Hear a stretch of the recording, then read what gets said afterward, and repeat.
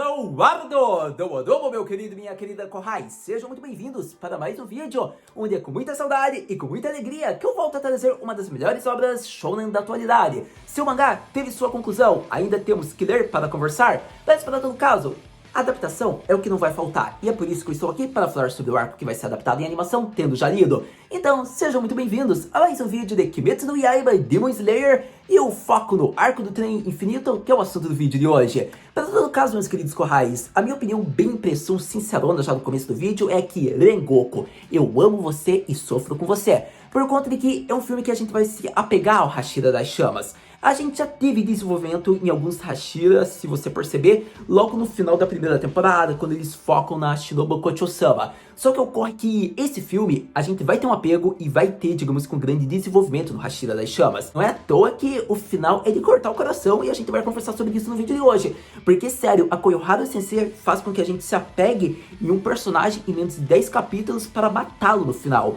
Então, é de cortar o hurt, por conta de que eu quero que você pense que, tipo, ele é um personagem carismático, é um personagem poderoso, seria um grande mentor senpai para o protagonista, e depois ocorre aquele finalzão lá que gera lágrimas. Então, sério, Rengoku mora em nossos kokoros hoje, amanhã e sempre. Por conta de que não tem como, é um personagem que, sério, ele me cativou, digamos. Então, imagine, é um personagem que em um filme de 1h30 vai conquistar você. Porque muitas pessoas que talvez não tenham lido o mangá, ou tenham lido, vão ter essa impressão. Caraca, foi um filme rápido, só que eu me apaixonei por esse personagem. Então, a gente vai ter que esperar o filme para realmente ter essa impressão, para que eu possa confirmar. Mas eu posso dizer que, pela opinião do mangá, foi um personagem que em poucos capítulos me conquistou. Porque não é válido colocar que ele teve uma grande presença na primeira aparição, na primeira temporada, ou no começo do mangá, porque só foi aquela apariçãozinha lá onde todos os Hashiras apareceram. Quem teve realmente uma presença na primeira temporada foi o nosso querido Tomioka Gyu e foi a Shinobu Kocho-sama. Tirando eles, nenhum teve.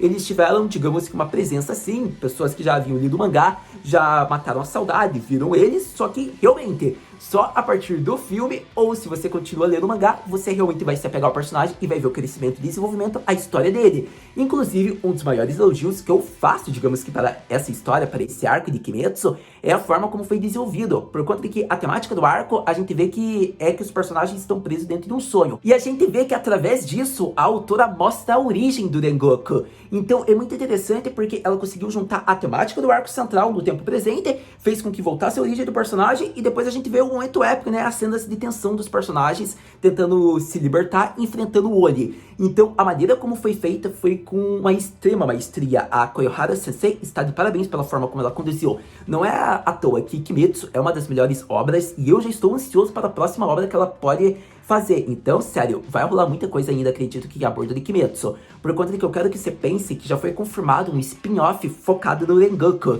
Então, sério, promete ainda muita coisa no universo de Kimetsu, desse personagem, ou de outros Hashiras que nós somos apaixonados. Mas para todo caso, vamos logo falar então sobre esse filme, alguns pontos que eu quero ressaltar sobre esse arco que vai ser adaptado em filme, que no momento atual a gente vai focar no mangá. Então vamos logo falar sobre o arco do trem infinito de Demon Slayer Kimetsu no Yaiba, que fica mais conhecido como o Hashira das Chamas. Rengoku é apaixonante. Eu diria que começando pela ideia central do filme, o grande plot, que eu vou falar de uma forma resumida, é interessante porque há dois casos que eu vou citar aqui. As pessoas que não leram, mas querem saber tudo do filme, porque estão esperando para ver animado, como as pessoas que já leram, mas faz eras e não sabem a ideia central do arco, mas não se recordam. Então para esse tipo de pessoa, como para o outro tipo que eu citei aqui, é interessante que fique bem ligado nessa parte, porque depois disso eu vou falar de cenas marcantes, vou desenrolar ao longo a minha opinião, então já presta atenção que é agora que eu vou falar de uma forma rápida a sinopse do filme. Então, acontecimentos que se sucedem após a primeira temporada, é um evento já interligado, onde foi dada uma missão para Zenitsu, Inosuke, Nezuko e nosso amado Tanjiro, onde eles se encontrarão com o pilar o Hashira das Chamas. A missão deles é investigarem o caso de curtos períodos de tempo estarem desaparecendo diversas pessoas. Ocorre que já foi mais de 40, e devido a isso, vários espadachins já foram mandados, mas a questão não está sendo resolvida naquele veículo, continua tendo casos de pessoas desaparecidas. É mostrado que, ao meio do filme, o verdadeiro poder, né, do Oni é aprisionar, digamos que, diversas pessoas dentro de sonhos, e assim, aparentemente devorá-las, né, matá-las. E vemos que como será a forma com que Tanjiro e companhia irá se libertar e derrotar esse poderoso inimigo. Então esse é o grande plot, digamos de uma forma bem rápida do filme. A partir disso, vamos logo para a minha opinião. Eu acho que no início aqui foi um ótimo aperitivo, digamos que ser mostrado as técnicas do nosso querido Rengoku. por conta de que a gente vê que ele já lida com o Oni, então aparentemente é mostrado. Era um Oni básico, digamos que não tinha perigo, a gente não sabe o motivo do porquê os outros espadachins estavam demorando tanto, então isso meio que deixa eles com a guarda baixa, né? Então é meio que explicado e é compreensível eles terem sido pegos em sonhos, porque ninguém esperava que haveria, digamos que o boss final, digamos que no trem. Embora ele não seja o boss final, porque o boss final é mostrado que é a casa. É a casa ou a Akabe, eu não lembro bem o nome do outro Oni de lua superior que é mostrado no final. Mas o Oni central, né, que é o que eu estou me referindo do trem. Então, a gente vê que com a guarda baixa, eles começam a dormir e são pegos dentro do poder desse Oni. E o mais interessante disso é que antes foi mostrado, como eu disse, uma técnica linda, magnífica do Rengoku, que eu acho que já foi mostrada até numa prévia, digamos que, do filme. Então, isso já foi interessante, porque eles já começam os primeiros, talvez, 15, 20 minutos do filme com uma técnica muito magnífica dessas, onde a animação da Ufotable vai ser fenomenal. A partir disso, a gente vê diversas reações, como a reação do Tanjiro, do Zenitsu, do Inosuke aceitando ser discípulo de Tsuguko, do Rengoku. Até então, eles meio que estavam, esse cara realmente é o Hashira das Chamas, mas após ver uma sequência, uma técnica dele, eles viram, caraca, eu quero ser discípulo dele. Então, sério, foi muito interessante essa comédia com que eles conseguiram abordar. Eu diria que a cena do Inosuke dentro do trem, da barriga da criatura, foi muito engraçada. O Zenitsu falando, tem níveis de Baka, Inosuke, e você já tá ultrapassando os limites de ser um Baka. foi muito sensacional, também divertida. Eles abordam ainda a personalidade e carisma do personagem, como é mostrado. Então, eu diria que tem muitas cenas fofinhas. Além do mais, a forma como a Nezuko tentou acordar o Tanjiro é muito especial, muito bonita. Então, são cenas básicas, mas que eu já queria colocar aqui e ressaltar de uma forma bem rápida, porque são cenas que eu considero marcantes do filme. Então, a partir disso, eu acredito que a gente já falou mais aqui do centro, do início, só que eu já vou falar a parte que é mais informativa aqui e a revelativa do filme que vai se desenrolar nos próximos arcos. Foi a informação sobre as respirações, as técnicas. Vemos que foi mostrado que a respiração, a técnica Hinokami Kagura, a dança do deus do fogo ou algo semelhante, ela é uma técnica muito interessante. O Rengoku admite isso, mas ele desconhece, digamos que, alguma informação em torno dessa técnica, mesmo sendo o Hashira das Chamas. Mas eu diria que tem certas partes interessantes, por conta de que por mais que o Rengoku desconhecesse, digamos que algo sobre a Hinokami Kagura, a gente vê que ele ainda aproveita e fala, você deveria ser o meu aprendiz. E a gente vê que daí ele, com a lábia dele toda e depois com a técnica que ele mostrou, faz o Tanjiro realmente ser o aprendiz dele. Infelizmente não vai ser, porque a gente viu aquilo que aconteceu, mas já no filme ele ensina coisas básicas que serão interessantes para que o Tanjiro sempre mantenha, digamos que nas batalhas. Mas o interessante é algo que ele já havia informado durante a passagem que eles estavam fazendo, que é sobre as respirações básicas, que são chamas, relâmpago, terra e acredito que vento ou água. Ocorre que depois disso são tudo ramificações e pedras, se eu não citei. Então é interessante porque, por exemplo, a névoa é algo que veio ramificado, é uma mistura de algo como vento. Então a partir desse momento é interessante porque a obra de Demon Slayer começa a expandir as informações sobre as técnicas de respiração, mostrando as principais e algumas misturas, ramificações. Então a gente fica bem interessado porque a gente pensa, tá bom, então as técnicas que o Inosuke usa seria de que tipo de atributo, categoria que a gente poderia colocar? A gente viu que ele teve, digamos que uma vida bem diferente da onde ele viveu. Então o Inosuke pode ser um caso à parte, mas mesmo assim seria uma ramificação de, por exemplo, a respiração da terra, pela forma como é conduzida as suas técnicas de respiração da besta? Bom, a gente ainda não sabe, a gente desconhece, mas essa informação já gera vários pontos e possibilidades que eu acho legal de centrar aqui,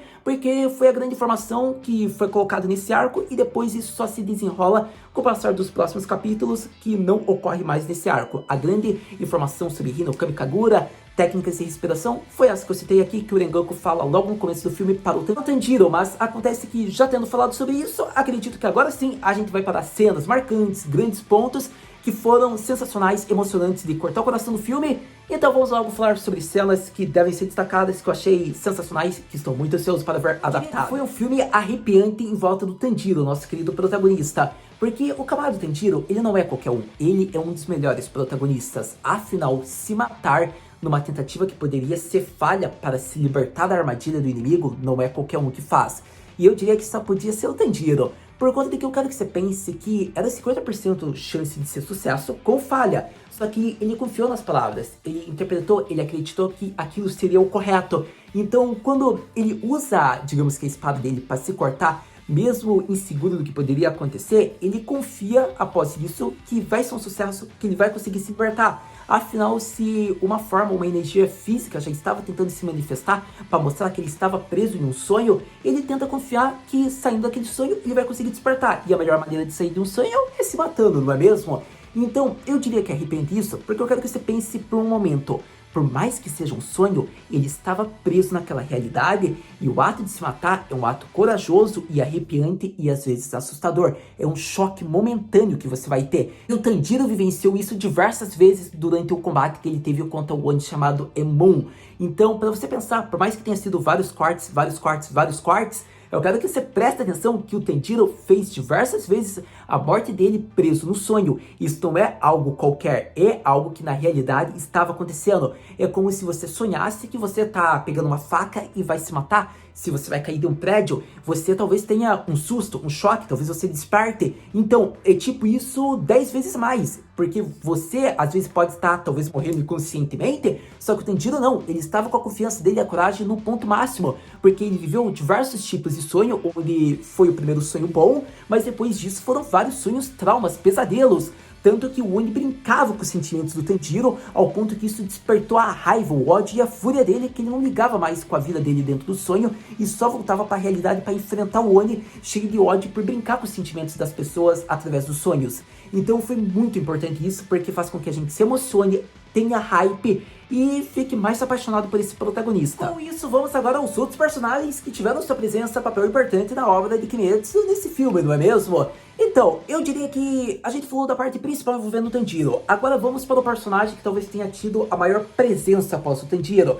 Não estou dizendo que foi a segunda maior presença, talvez a terceira, mas divide ainda a presença tanta quanto do Tanjiro, por conta de que depois que ele se desperta do sonho, ele foi muito importante porque ele foi parceiro de batalhas do Tanjiro. Então vamos para o meu querido Inosuke. Então, eu diria que foi interessante porque eu quero que você pense que foi graças a ele que o Tanjiro ficou vivo. E o que eu quero dizer com isso? O Tanjiro teve um momento do filme, ou melhor dizendo, do filme, do arco no mangá, que ele estava fazendo uma várias sequência de matança dele mesmo. Ele estava se cortando várias vezes, porque o Oni tem esse poder de fazer com que você adormeça logo em seguida e você tem que acordar. E a gente vê que o Tanjiro, ele estava fazendo isso com excelência. Só que chega um momento que ele fez tanto isso, que ele esqueceu a realidade que ele estava, digamos, no trem, que ele não estava mais sonhando. Então, no momento que ele iria cortar o pescoço dele, seu Inosuke não fala, pare, tomate, você está na realidade agora, não faça isso, perceba. Foi realmente necessário, porque se o Inosuke não está lá, o que seria do Tanjiro, não é mesmo?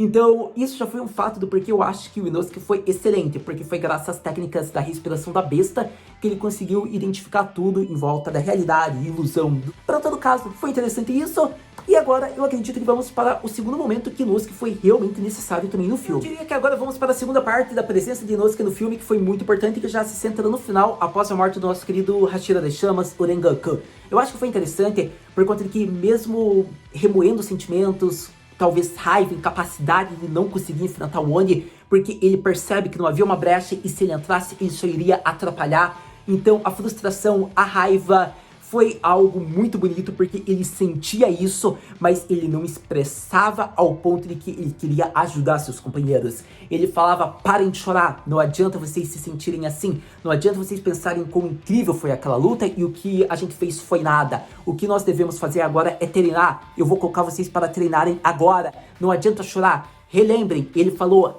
ele acredita em nós, ele sabe que a gente tem potencial para ser futuro Hashira, ele acredita, então parem de chorar já, vamos treinar. Foi interessante isso porque é mostrado lágrimas em torno do Inosuke, segundo o que o Zenitsu fala. Então foi uma cena muito bonita, porque ele segurava seus sentimentos para tentar consolar seus companheiros. Eu diria que seria bacana se não ficasse um tom talvez meio comédia. O que eu quero dizer com isso? Eu espero que a obra mostre até como foi as lágrimas dele saindo pela máscara, mas eu acharia que ficaria bonito se mostrasse as lágrimas ainda em volta dos olhos dele e a face dentro da máscara. Não só, digamos que várias lágrimas jorrando pra fora. Ficaria uma mudança bem brusca, mas muito importante e talvez fosse dar um choque mais no coração. Deixava a cena mais emocionante em lágrimas. Então, eu espero que isso aconteça. Se não ocorrer, tudo bem, só vai na fidelidade. Mas, para todo caso, aqui eu digo um pouco da minha opinião sobre isso, porque mostra mais da presença dele e faz com que eu me apaixone mais por esse personagem. Porque na primeira temporada eu não achava o Inosuke tão grande coisa, estou sendo honesto, mas nesse filme eu posso dizer que ele tem o mesmo nível de carinho e intensidade que eu tenho pelo Zenitsu, e vocês sabem que o Zenitsu é o meu personagem favorito de Kimetsu. Então pra vocês verem o quão grande o Inosuke ficou, digamos, no meu pensar, na minha mentalidade, me fugiu a palavra, mas o quão ele ficou aqui na escala aqui de favoritismo. Por conta de que ele é um personagem que ganhou, digamos, uma enorme presença, ele teve uma sequência legal, a personalidade foi a mesma, manteve, só que ele teve mais palco, eu diria, aqui nesse filme. Então foi bem importante isso, e é por isso que eu quis demonstrar um pouco do carinho aqui que eu senti pelo Inosuke, e espero ver isso no filme. Pra todo caso, eu diria que tendo falado dele, agora vamos falar de um dos melhores casais da obra de Kimetsu. Vamos falar sobre Zenitsu e Nezuko. Eu diria que falando sobre o casalzão da obra, foi uma cena muito bonita e de comédia, porque já é aquela cena que a gente fala "Ship is real, guys".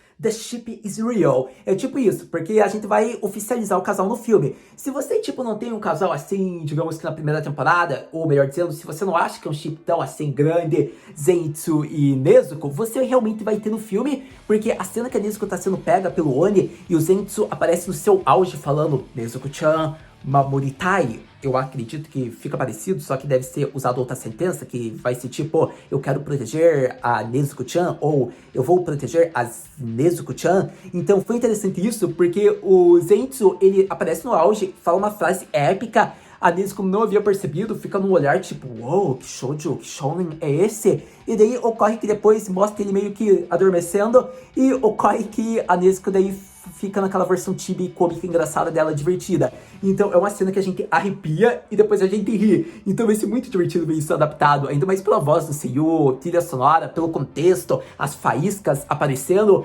Então eu diria que eles não tiveram uma grande presença, tô sendo honesto. Mas ocorre que o Zenitsu e a Nezuko, se eles não tiveram uma presença enorme, digamos que nesse filme, mas ainda teve uma sequência, uma cena legal, provavelmente eles devem ter aí futuros arcos que eles vão se desenvolver, seja junto, separado, onde vai ter batalhas intensas. Então sobre eles ainda vai ter muita coisa a ser mostrado e daí a gente conversa.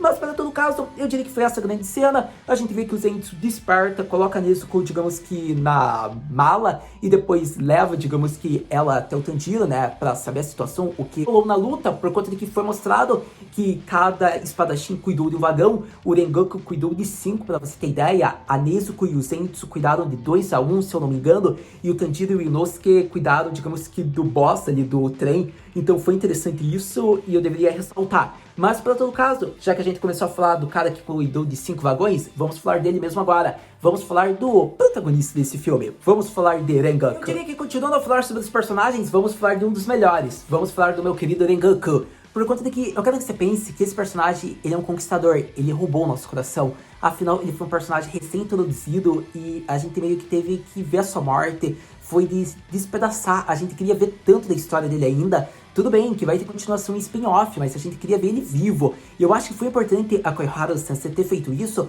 porque ela já mostra que na obra dela vai ter mortes impactantes e às vezes pode ser inesperado. Como o personagem vai ter um desenvolvimento, ele é introduzido, ele é apresentado, no mesmo momento ele já tem o término dele na obra, o desfecho. Obviamente, ele pode voltar através de sonhos, quem sabe? Nunca se sabe, não é mesmo? Mas mesmo assim, a forma como foi finalizado o desfecho dele no filme foi muito bonita. Ele já olhava o Tanjiro como um aprendiz, como um discípulo. Ele falou técnicas de como estabilizar a respiração dele para que o ferimento não crescesse, para que, como eu posso dizer, me fugiu a palavra, mas para que o ferimento não se agravasse, digamos que para estancar a hemorragia. Então foi legal a dica que ele deu de como estabilizar a respiração. O fato dele ter apresentado no começo técnicas de respiração, as básicas, depois ramificações, então foi um curto período de tempo, de horas, mas que ele já teve um grande laço com o Tanjiro.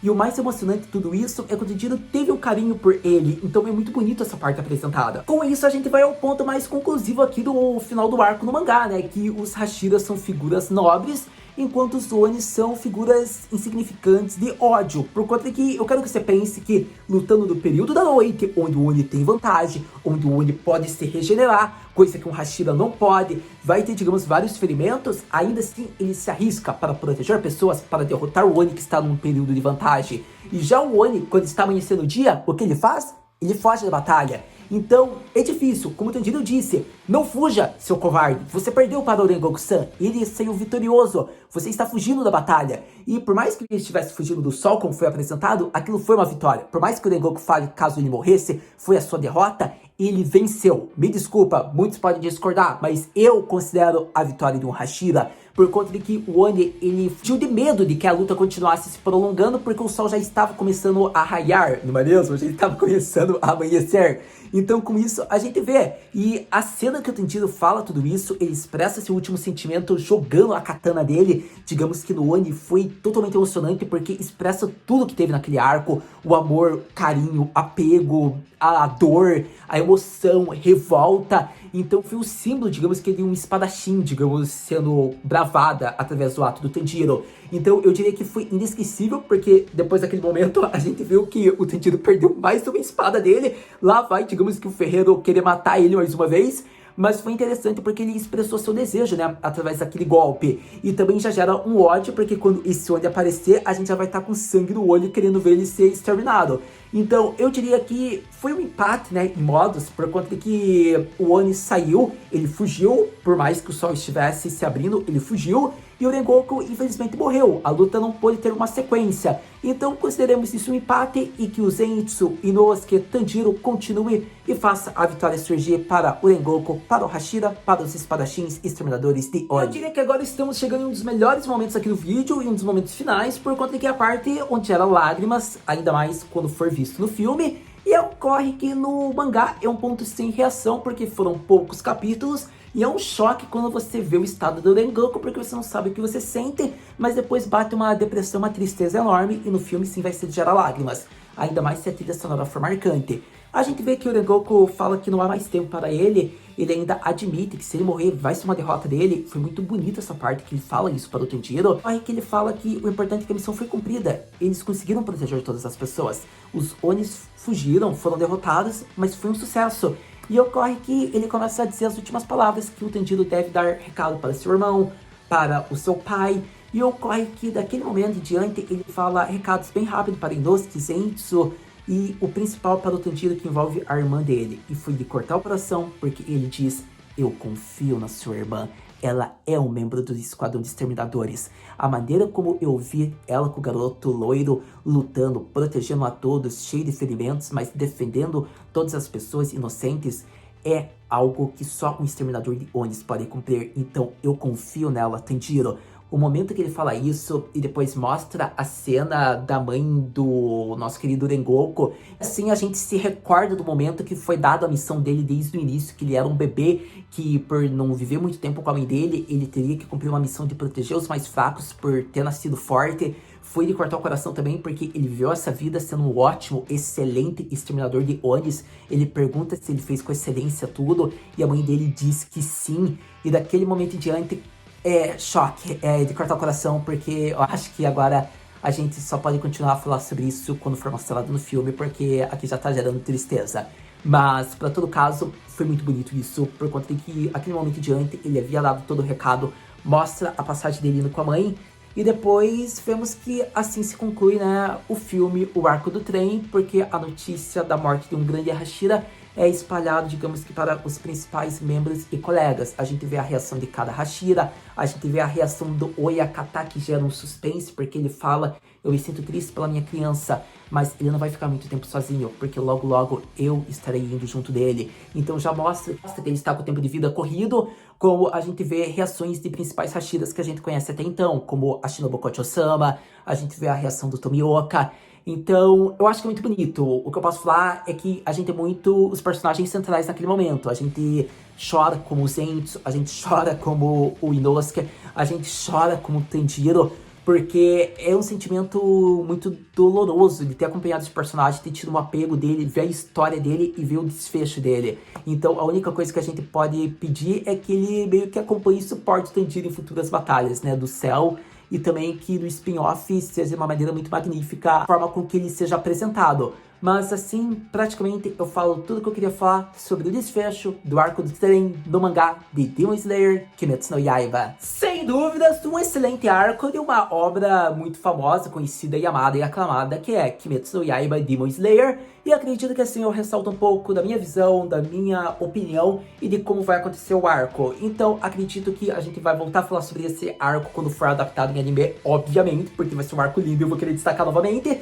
E eu diria que até então era isso. Um arco bem curto, menos de 15, 20 capítulos. Você lê bem rapidinho isso. É um arco que você vai ter um apego muito emocional e você vai chorar no fim. A Koyohara Sensei soube conduzir esse arco. Eu acho um dos melhores. Não é à toa que já é o meu arco favorito de Kimetsu no Yaiba. E eu diria que é isso. 3 coisas óbvias. Rengoku, melhor Hashira. Segundo ponto é o que aconteceu com aquele Oni, ele foi devorado pelo Lua Superior que apareceu no final, por conta de que o Oni central do filme, no fim, teve um fim patético, né? Ele só levou alguns golpes, se eu não me engano, do Tanjiro, do Inosuke, e talvez do Rengoku, e depois, no fim, ele acabou sendo devorado aí pelo próprio Oni, colega dele, só que de uma classe superior, eu acho.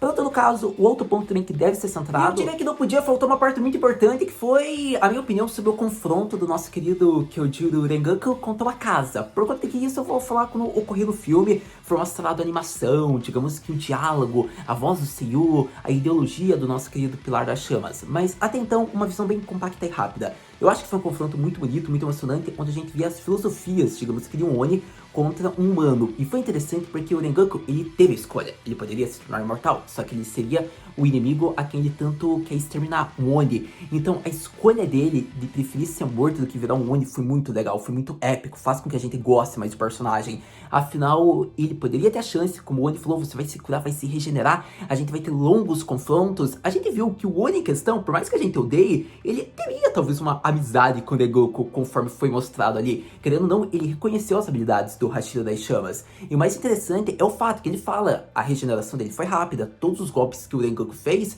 não tiveram efeito porque ele levou segundos e se regenerou. Só que isso foi um fato do que a gente apontou, né? Que o Tanjiro aponta e fala que um Hashira, um pilar, um membro do Esquadrão Exterminador é muito mais nobre do que um Oni que sempre tem a vantagem. Então foi interessante essa parte porque a gente vê realmente o Rengoku acima de tudo, ele ainda continuou lutando, continuou pela dedicação, força, vontade, espírito, então deixa muito mais épico. Mas eu deveria apontar que foi legal a ideologia apresentada, os dois pontos de vista, mas a força de vontade do Rengoku de querer continuar humano e se tornar um Oni. Então não tem como, é um personagem que eu sou apaixonado, acho que foi o melhor personagem apresentado até então de Kimetsu, ele teve um desenvolvimento muito rápido, e foi legal também o Akaza ter aparecido, porque ele é o primeiro Oni da Lua Superior de Kimetsu a ser apresentado até então, digamos que seja no mangá, como no filme, no anime, quando ocorrer. Por conta de que a gente conhecia o Urui, que era até então o Oni mais forte, que foi apresentado no universo de Kimetsu, só que ele era considerado ainda da classe inferior, e já o Akaza não. Então é muito mais da hora, porque a gente tá conhecendo os Onis mais poderosos, digamos que os servos diretos e fiéis do Muzan.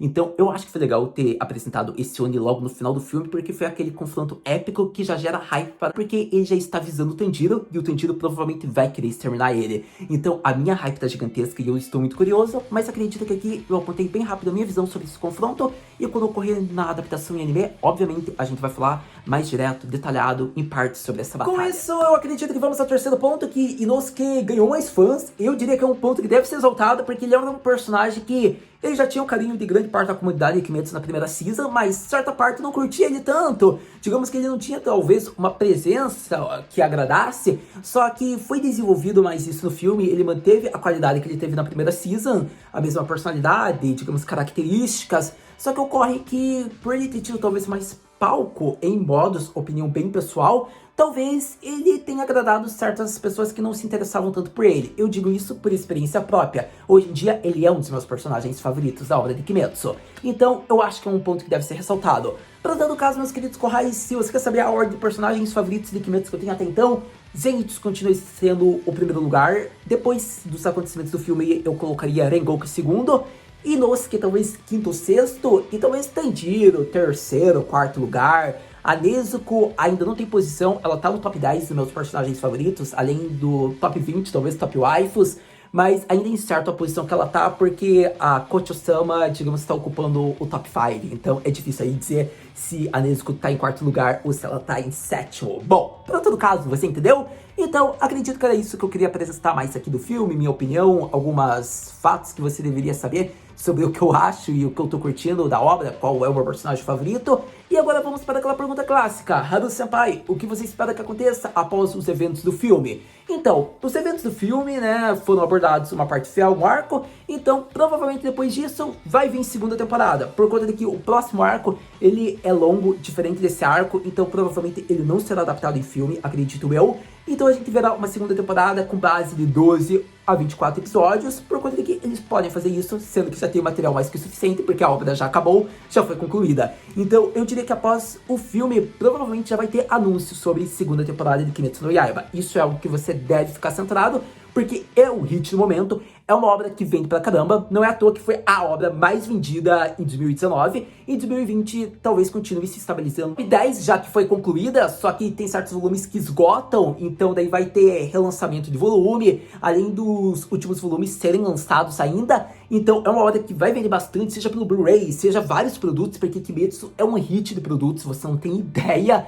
E ocorre que também tem agora o mangá. Então eu diria que tem várias formas de fazer. Tipo, a Kimetsu pega a adaptação completa em anime de uma maneira muito fácil. Mas, para todo caso, se você quer saber o que vai acontecer, eu diria que a notícia sobre a morte do Rengoku, como eu disse, pode ser centrada nesse filme, ou pode ser que seja o plot do início já dos próximos episódios da segunda temporada. Pode ser que comece a partir disso, ou pode ser que eles coloquem o Tenjiro já chegando na casa da família Rengoku, seguindo o conselho de seu mestre, né? Falando, descobrindo informações sobre a Hinokami Kagura, que talvez lá tenha algo sobre técnica de fogo, a respiração das chamas. Então lá ele já fala também a mensagem dele para o pai do Rengoku, que não vão criar um bom ambiente de primeira vista. E daí ele fala também com o irmão do Rengoku, que é um personagem muito fofo, bonitinho, que eu acho que o Tenjiro adotou como irmão mais novo. Então eu diria que naquela ida o Tenjiro vai ter mais do Rengoku, digamos que ao lado dele. E você só vai entender isso quando for mostrado. Mas, para todo caso, vai ser um arco bem bacana, vai ser apresentado um novo Hashira, pode ser que a gente goste, mas não do mesmo nível que, por exemplo, o Tomioka. Então, a gente vai ter que saber lendo e conversando, não é mesmo? Mas então, acredito que era isso que eu queria falar. Eu acredito que o anúncio da segunda temporada vai ser colocado como cenas pós-créditos, porque Sword Art Online fez isso no filme Ordinal Scale, dando a hype pro projeto Alicization. Então pode ser que Kimetsu faça isso, falando sobre a segunda temporada confirmada, está em produção. Eu acredito que eles vão fazer um anúncio através disso, e daí na Jump Festa, talvez, eles façam prévias, digamos que já da segunda season, que está em produção da Ufotable. Então, segunda temporada para 2021 é um fato que é 90% de chance de acontecer. Mas, para todo caso, era isso que eu queria abordar com vocês. Acredito que, tendo novos capítulos, tendo novas informações, novos episódios, a gente conversa. Muito obrigado por ter visto esse vídeo de Kimetsu no Yaiba Demon Slayer Mugen Rensha Hen, o Arco do Trem Infinito, o Infinity Train. Então acredito que era isso. A gente se vê no próximo vídeo de Kimetsu no Yaiba Demon Slayer Mata, né?